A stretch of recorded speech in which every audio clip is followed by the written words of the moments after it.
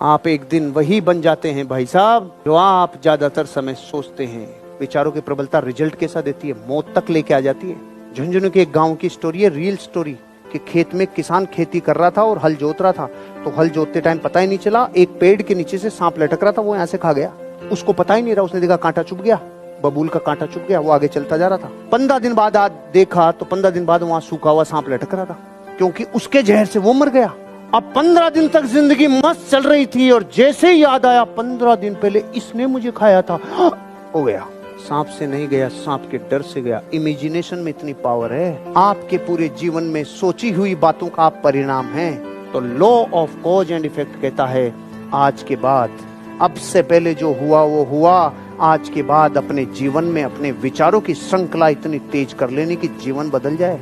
आपको नहीं पता विचार की ताकत। प्रचारक शब्द बोल रहा हूं तो पत्नियों के यहां पे टेंशन हो जाती है, पहले ही मेरे वाला काबू में नहीं है, आप इसको सांड बना रहे हैं, ये निकलने के बाद सर आप मुझ पे विश्वास रखो, 3 साल बाद ये सांड जब आएगा मार्केट को हिला के आएगा। 3 साल तपस्या कर लो। सीता ने 14 बरस तपस्या कर ली। इस दुनिया का हर सक्षम आदमी कभी बेचारा सक्षम नहीं था, और अगर अपन कमजोर भी हैं तो घबराना नहीं, एक दिन सक्षम बन ही जाएंगे। जिस अमिताभ बच्चन को उसकी आवाज की वजह से निकाल दिया गया था, पूरा विश्व आवाज का ही कायल हुआ। आपको यही ताकत लगानी है।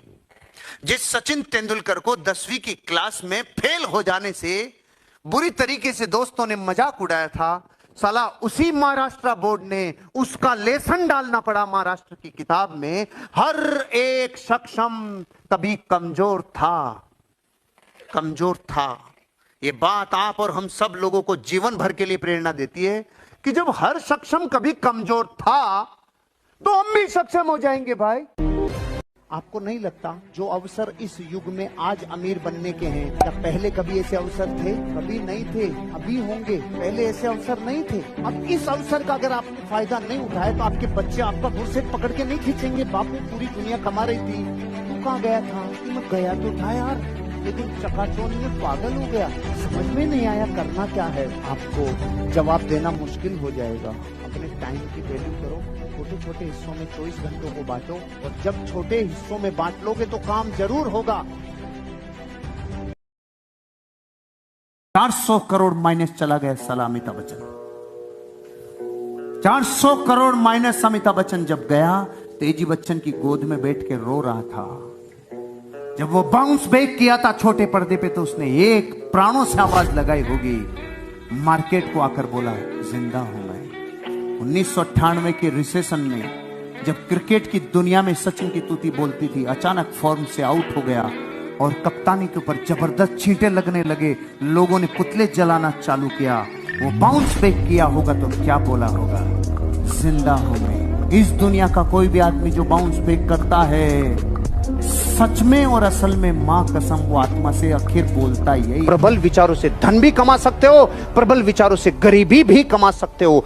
अमेरिका में एक आदमी ने गुनाह कर दिया, उसने बर्फ का चाकू बना के किसी को मारा, तो अमेरिकन कोर्ट ने उसको जो सजा दी वो भी अलग ही तरह की दी। इसको 1 महीने तक तो जेल में बंद करो और वहां से निकाल के फिर इसको 1 महीने फ्रिज में बंद करो। 1 महीने डाला जेल में, वहां से उठा के फ्रिज में डाला, निकाला तो मृत्यु होनी थी। अब 2 रिपोर्ट आई। पोस्टमार्टम की रिपोर्ट कह रही थी इसकी मौत बेहद ठंड से हुई है, सच्चाई थी, फ्रिज में जाएगा तो ठंड से मरेगा। सर्वे की रिपोर्ट कह रही थी जितने दिन ये फ्रिज में बंद था, फ्रिज खराब था, फ्रिज में अंदर टेम्परेचर 40 डिग्री था, गर्मी में ठंड से मर गया, क्योंकि ठंड तो वहीं लग गई थी जब जेल में था। कि रो बाहर मैं फ्रिज में जाऊंगा, मैं फ्रिज में जाऊंगा। 30 दिन इतने प्रबल विचार को मारा, फ्रीक्वेंसी फेंकी ब्रह्मांड में। हे भगवान, फ्रिज में गर्मी में ठंड से मर सकता है इंसान, विचारों की प्रबलता इतनी होती है। प्रबल विचारों से खुशियों की खान खरीद सकते हो रे, प्रबल विचारों से दुखों की खान भी खरीद सकते हो रे।